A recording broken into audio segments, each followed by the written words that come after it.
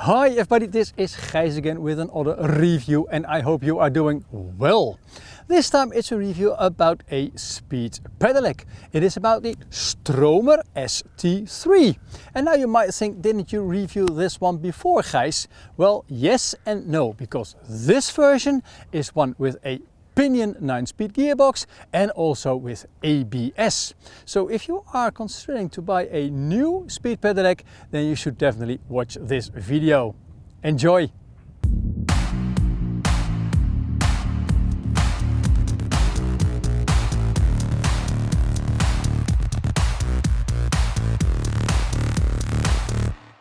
Welcome back to the review of the Stromer ST3 with Pinion gearbox and ABS. But before I start with the review itself, it might be polite to introduce myself to those of you who just tuned into my channel for the very first time. My name is Gijs. I am a Dutch outdoor gear and sometimes gadget and sometimes bike reviewer. And I do my work totally independent, so that means that manufacturers are not paying me for my reviews.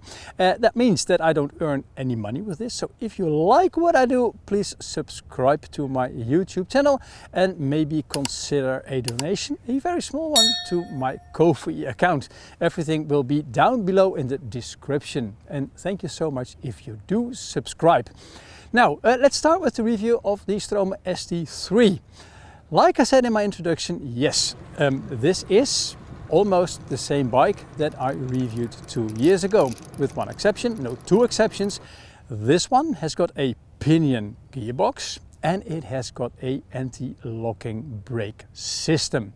Because I think that this bike is a totally different bike, I'm going to do the review all over again.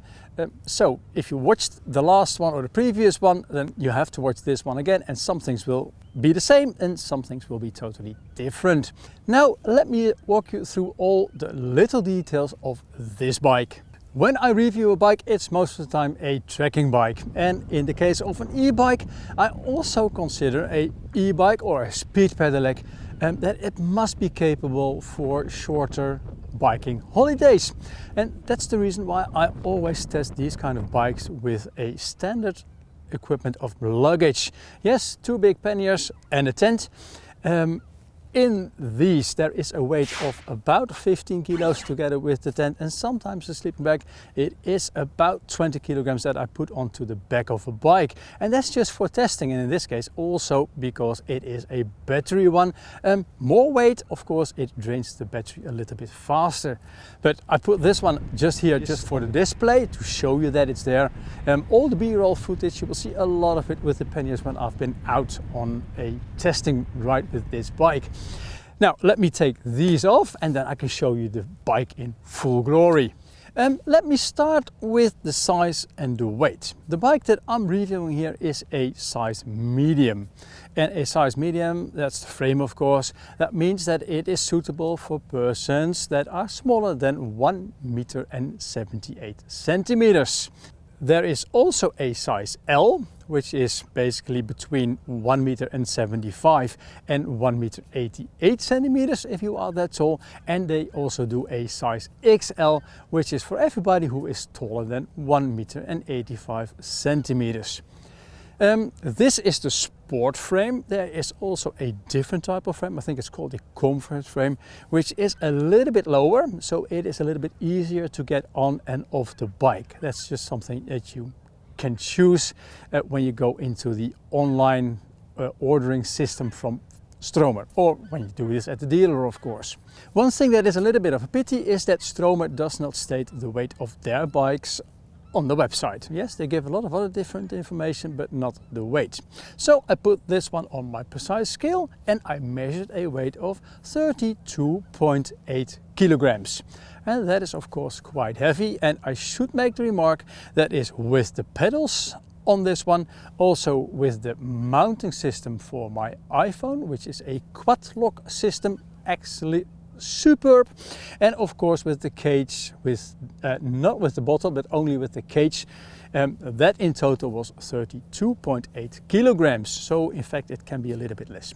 What you should be aware of is the fact that this bike is rated for a total weight of 150 kilograms.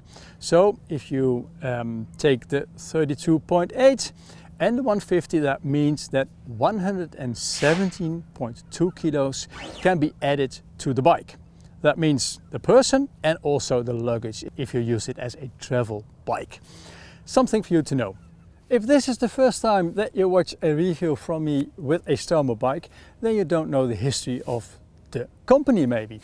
It is a Swiss brand and it was Thomas Bignelli, if I'm totally correct, who wanted to get commuters out of their cars and onto bikes. And he thought, well, maybe an electrical bike that is fast would help them. So they started designing a Stromer bike in 2007, and a couple of years later, 2009, the first models were ready, and since then they are onto the market. One thing that I did not know, and I found out last week from the Dutch agent of Stromer, that Stromer bikes are best sold in Belgium, and then in the Netherlands, and then in some other countries. And the reason why they are sold so very well in Belgium is because of tax legislation, that when you buy this for your commuting, for home to work and back again, well, it seems to be financially very, very attractive. For so far the history lesson. Now let's start about talking components. The most important thing of any bike is of course the frame, and in the case of the Stromer, the fork and the frame are made out of aluminum. And in my previous review I told you that the welding was done super, but yeah, you can still see the welds. This one is totally different because all the welds are totally smoothened, and it looks like this whole frame and the fork just came out of a mold and like it has been casted. Of course that's not the case, but it is really exceptionally well made. And you can see everything is very, very beefy. For example, the down tube. It is really wide, and that is because this part houses the enormous battery that is needed to provide the energy to the bike. What you will also see is that basically on the rear, the seat stay, if I'm correct, and the chainstay, they are very thick as well. And that is needed because in this case, and I will tell you a little bit more about this later, this is a belt-driven bike. Rear wheel engine, pinion gearbox, huge forces, so this needs to be very, very strong. And also there's a little hole in here, more on this later. The frame has got a few more gimmicks than just the big housing for the battery, because in the top tube there is the ABS system, and more on that later as well. You see the black button here, this is the one that you press if you want to release the battery. Then on the other side a compartment opens and you can take the battery out. For example, if you want to change the battery into another spare battery, or for in this case if you need to repair something. Also more on this later. What you will not see from this position, but I'll put a close-up in here, is that on the top tube there is a display that basically controls everything on the bike. And below here, where my finger is at the moment, there is a nice rubbery button that you press, and that switches on the whole electricity system. The motor is a Sino Drive 2, and it is positioned in the rear wheel, and both wheels they are 27.5 inch in size. The motor, it delivers 820 watts. It goes to a maximum speed of 45 kilometers an hour. For the US it is a little bit different, because the motor there delivers 600 watts and goes to 28 miles per hour. The motor, of course, it gets its energy from the battery that is in that big housing. And about that huge battery that is in there, something funny was going on, because when I got the bike, of course I put the bike on its charging system, just an electrical socket in my shed. It went charging all night, and then in the morning I discovered that I could do 211 kilometers on this battery. And then I thought, if this is a standard Stromer ST3, then it should have a 814 watt hour battery. And that one has a reach of 150 kilometers or 90 miles. So why did this one give me way more? So I opened up the battery compartment and I checked the battery. And in fact, they gave me a Stromer with a 983 watt hour battery. And that gives a reach of 180 kilometers or 110 miles. So this one, it is a little bit more expensive than if you buy this one with the standard battery. The battery that you could also buy in the past as a standard battery for the ST3 was a 500 watt hour battery.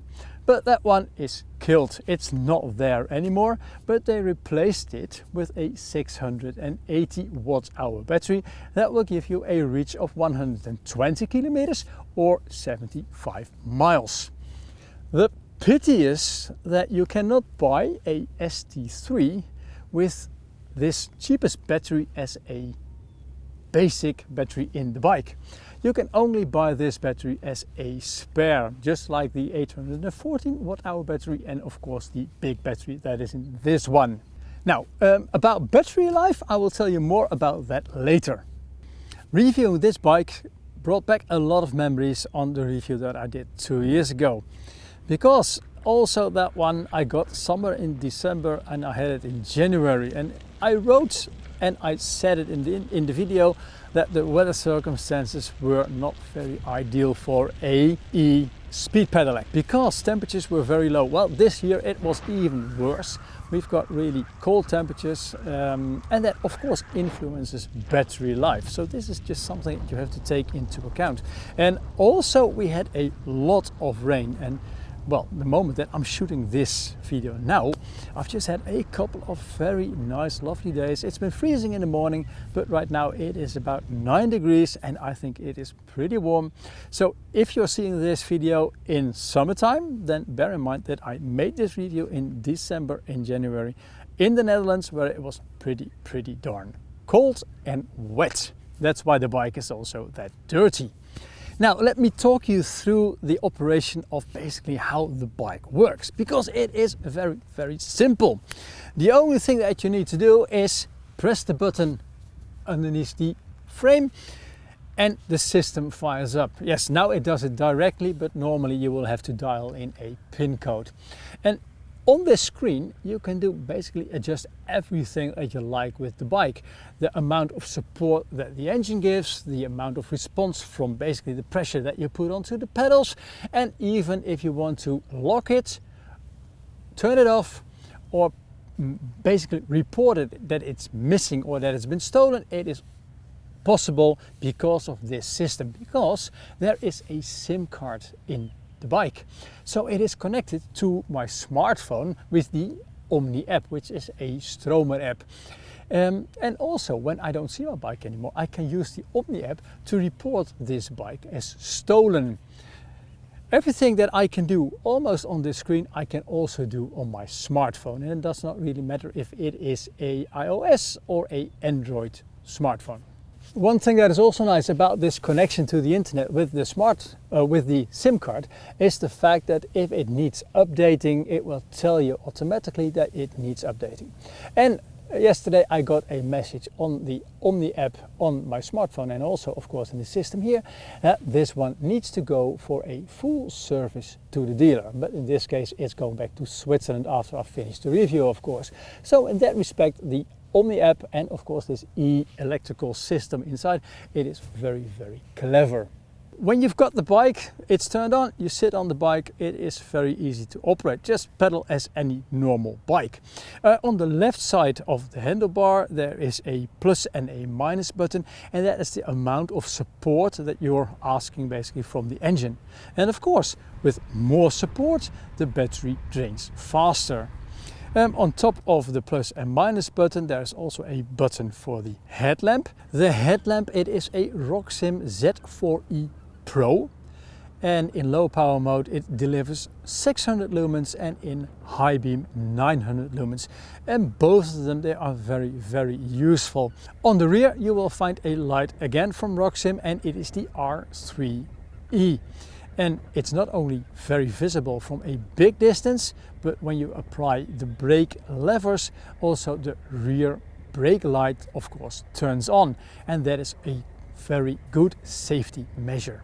On the stem you will find a third light, which is a sort of a running light, and in between there is a sort of rubbery thingy which houses a USB port. And yes, you can use this USB port to charge your iPhone or any other device that can be charged by USB.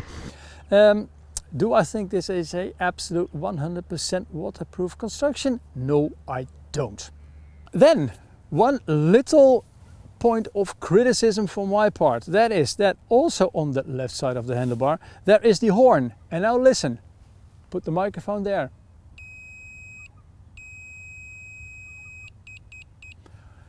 I don't get this. I have been biking a lot, and when there is a pedestrian on a cycleway or on the road, or something happens, or the bikes that I want to pass, if I do this, what they call a horn, which in my opinion is some sort of a computer noise, nobody gets it, nobody hears it.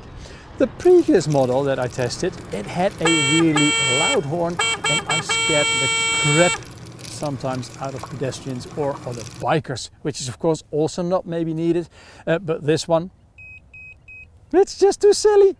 The beauty about this Stromer ST3 is of course the pinion gearbox, and the pinion gearbox, it is basically this part that is also part of the crank of the bike itself. You can compare it as best, I think, with a manual transmission, for example in a car or on a motorbike, only way smaller and lighter.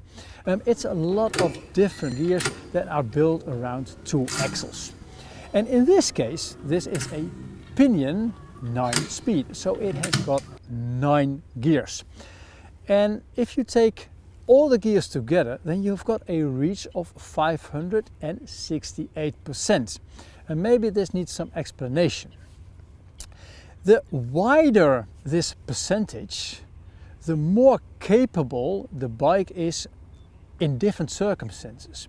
So that means that, for example, here in the Netherlands, if the wind is blowing full in my face, and maybe even going uphill, that I can still do this without a lot of effort, and with keeping a normal cadence pace on the pedals. But when this same thing happens, but with wind from the back, then I can still maintain a very normal way of operating the pedals, which is comfortable. And the wider this is, most of the time, the more we appreciate this. Now, what is also nice is that the difference between the gears, and that's totally different than with, for example, a derailleur system, that it is a fixed 24.3%. Now, if you need to know more about the pinion gearbox in details and about reach and how this works, then please read the article that I made for this on my website, and I'll put the link, of course, in the description below. Now, like I said, this is a 9-speed gearbox. Pinion also does a 6, a 12 and a 18-speed gearbox. They've been in production, I think, since 2011. I tested, I think, the first one in 2015 on a mountain bike, because they were originally designed for downhill mountain bikes. And these pinion gearboxes, they've proven to be absolutely bulletproof. And if I had the money to buy a bike with a pinion gearbox, yes, I would absolutely choose a pinion gearbox above all the other systems that there are out there.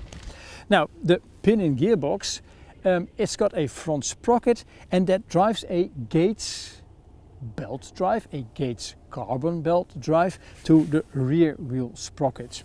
Now, because this is a belt is a closed circle basically, it is not possible to get this around both sprockets if there would not have been an opening in the seat stay.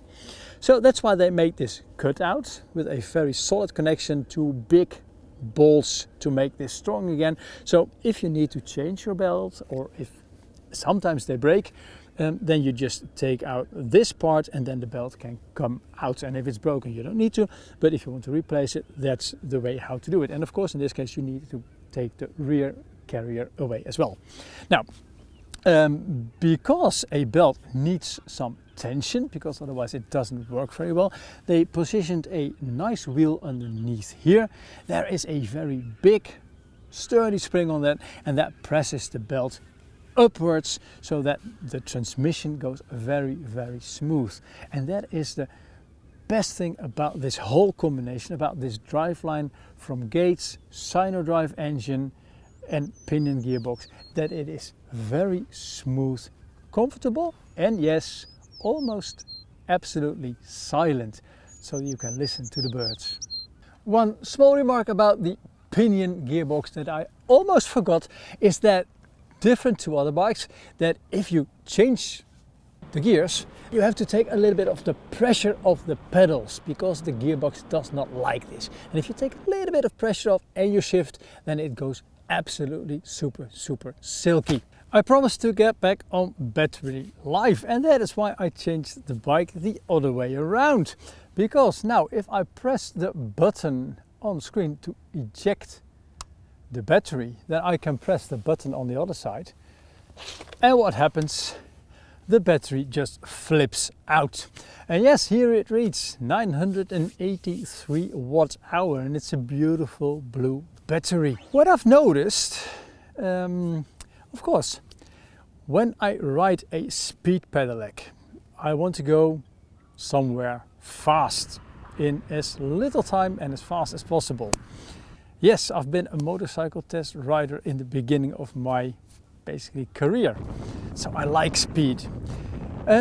So I did a lot of effort to drain this battery as fast as I could. That means riding 45 kilometers an hour and sometimes even a little bit more, and of course in support mode 3. And then I can drain the battery in about 65 to 70 kilometers. And to be honest, I think that is absolutely fine, because if you are commuting, then you take the bike maybe for maximum an hour to work and an hour back. Otherwise you would probably take a car if it's a longer distance. So with that 65-70 kilometers, I think it's absolutely fine.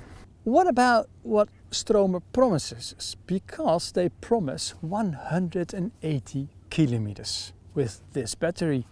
Yes, that's absolutely the case, and if you read the small print, then you will also read that it is measured with 20 to 25 kilometers an hour and in support mode 1. So yes, maybe then you get to 180 kilometers.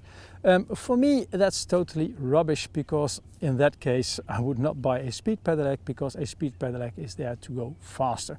Except of course when you're using this bike also as a holiday bike, because there's absolutely no point in driving very fast with luggage, getting to your destination in a very short time, because it is about the traveling that you do.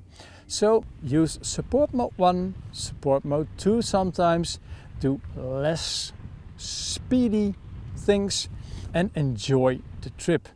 And then, well, I've discovered 90, 100 kilometers, it's not a problem, and that is for me a very nice day biking with some camping at the end of the day, making dinner, having a decent time for a lunch, visit a castle once in a while. Then absolutely this battery, it is big enough and it is capable enough. Like I said, I measure this in winter time, so in summertime when the temperatures are 20 degrees and a little bit higher, it can be a little bit different. I already said in the beginning that I like to review bikes also with luggage, so with panniers, sleeping bag, tent, cooking stuff. And what I put onto the bike, like I said, it's about 15 kilos and a bit more, sometimes 20 on the back of the bike. And what I do is I don't ride the bike only with this weight, but I also test, of course, how stable the bike is. Now, because of this very big oversized frame and fork, the ride is absolutely stable. But that's also thanks to the, and now I'll have to turn to this side, this very nice ragtime rear luggage carrier. Because this one, it is also very stiff, and it is connected to a very stiff fender, aluminium, 2 layers. So when you put your luggage on here, this is one solid piece together with the bike itself. It does not go anywhere. So even if you're changing corners very, very rapidly, your luggage will stay in place and the bike feels very, very secure. The luggage carrier, the rear carrier, it is rated for 22.5 kilos. So with the panniers, a tent, a sleeping bag, that amount of weight, it is absolutely fine. What is also of course important, since the pinion drive, it is quite a big heavy part, it's way below, very nicely centered, together with the rear engine there and the big battery over here. The whole bike feels very well balanced. Of course, it would be nice if you could put some front fenders on there, or some front carriers on there as well, so you can have a small, some small panniers here as well, but that's just not the case. Now, one very, very funny thing is that if we move over to this side, then you'll see the side stand. And the side stand, it's a pleasure one, and it is rated for 40 kilos. So the bike with almost 33 kilograms, that means that if you want to, well, be totally secure with this side stand, and then you can only add 7 kilograms of panniers onto the bike. I've done way more, and this one has proven to be very, very sturdy. So don't worry about that rating of 40 kilograms. There is one thing that I absolutely don't like about the Stromer ST3, not about this one, not about the previous one, and also not on other Stromers that I've ridden since. And that is the LCD screen in the top tube. Because it is on a position that for me is not visible when I'm riding the bike. When I'm riding a bike with 35 kilometers an hour above, then I need to have my eyes on the road. I need to look forward and not look downwards. And in Dutch cities, speed limits are everywhere. 30 kilometers an hour, 50, which is of course not a problem, sometimes 15. So I need to know what speed I'm doing, and it's just not visible with a screen between my legs. And I don't regard this as safe as well. So what I suggested 2 years ago is that Stromer would make a better Omni app for my smartphone, so that I have a on-screen display that shows the speed that I'm doing, because that smartphone, yes, this one is visible for me. And what I also said in those days, and what I say again, please don't put the estimated range on this screen, put it in here as well on my iPhone, and combine this with a map and the route that I'm doing, and maybe even with a altitude profile that I'm going to bike, so that I have a prediction if I am going to get to my destination with the battery power that is left, or that if I need to recharge, where I can do this, like for example Tesla does. The riding position on the Stromer ST3 pinion is a very comfortable one. It's a bit sporty, but still the weight of the rider is very well distributed through the saddle and the handlebar. One thing that surprised me is that when I was setting the bike up to my physical measurements, the seat post had to be extended to full max.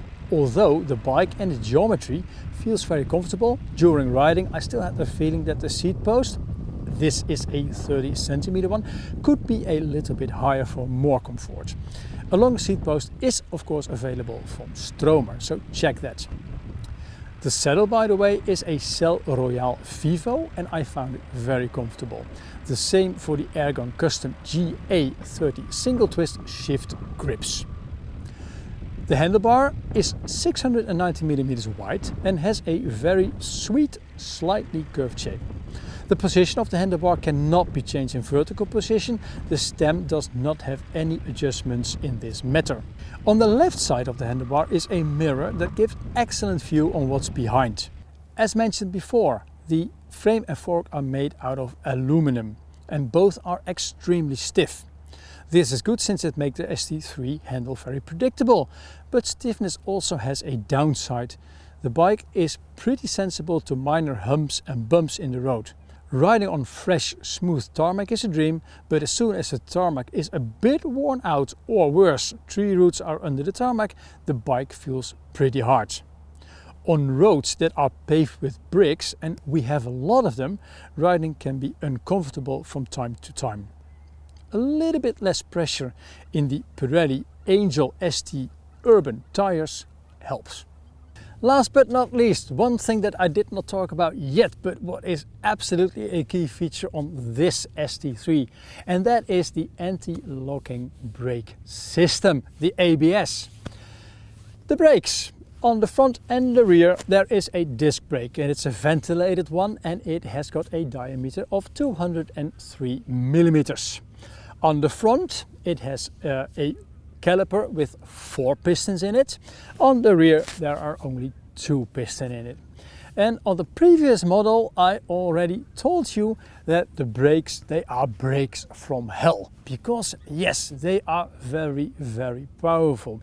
Which is of course necessary for a bike like this, a heavy bike like this. And also with the luggage, I was in those days very, very happy with the brakes. And now the extra thing, the anti-blocking system. Well, it's a very ingenious system. It is only on the front brake because most people make braking mistakes with the front caliper. They just brake too hard, the front wheel slips underneath them, and then you're on the floor, which is of course dangerous. Now, that's why they put it onto the front disc. It is a system of tubes and a servo and some measuring devices and a computer. And when I was riding the bike, I tried it of course on slippery roads, on tarmac, on dirt, and yes, it was absolutely fine. It was very, very subtle. It's not like the older car systems that you've got this feeling. It is very, very smooth. But last week I was testing again, and I was testing maximum braking power and trying to get the distance as short as possible. But what happened was the first run with about 25 kilometers an hour, it went absolutely fine. The bike braked very nicely. Then 35 kilometers an hour, I put on full force on the front brake, and what happened? The rear wheel, it goes poof. It went about half a meter high, and that is of course without luggage. The ABS failed. So I investigated, I rebooted the system, I looked at it, and it did not work anymore. So I contacted Stromer and I made an appointment at the European Distribution and also Repair Center in Den Bosch, which is quite close to me, and there we took the bike apart. And the funny thing is that what we did measure, yes, there was no ABS, it was not getting active. So the first thing that you do is you take a little piece of plastic underneath the top tube, because that's where some electricity is and the unit is that operates basically the ABS. We measured if there was any current reaching this unit, and there was no current reaching this unit. So what then happens is you take out the battery, you take out the battery housing, and then you go deep down below here, and there is one little fuse, a 4 amp fuse, and that one was broken. We replaced it, everything fixed again, and yes, the ABS was back again and everything was fine. But we did not figure out how this happened. It must have been some electricity problem somewhere, maybe something to do with a very powerful headlamp. We just don't know. So I went on biking, and 2 days ago in the morning the ABS failed again. I reset the system and then it was on again, so it was not the fuse. But what does this tell me? Yes, it is a front brake with ABS. But is it absolutely foolproof? No. And I'm pretty harsh on this because we don't know why this is the case. Most cars, most motorbikes, if you put it onto a computer, it tells you absolutely what a problem is. And in this case, I did not get any feedback from Stromer yet on what might the problem be. And it can't be that it's just a blown fuse for what reason whatsoever. It's just not possible. Therefore, this bike is way too expensive. One very cool feature about the braking system of this bike, and I'd like to end the brakes with something positive at least, is the regenerative braking. And I cannot test this in the Netherlands because it is a totally flat country. But if you live in a mountainous area and you're going downhill for a longer period of time, then the engine brakes for you. So you don't have to use the brake levers and the brake pads, but the engine does this. And then it gives back, it generates or regenerates basically energy and puts it of course in the battery. And Stromer claims that this can basically lift the reach of your bike with about 20%. But again, I live in the flat Netherlands, I could not test this. Now you see I turned the bike the other way around again because I think this is the more beautiful side with the drivetrain. Now let's talk a bit about the price of the Stromer ST3. The basic price starts with 7,290 euros, and that is basically with that 800 something battery. If you put in the big battery, then that will cost you another 340 euros. That's on top of basically the battery price of the smaller battery. Then the pinion gearbox, that will set you back 828 euros. And then the ABS system that failed me, that will set you back another 850 euros. So the bike, as I have been reviewing it, costs 9,308 euros.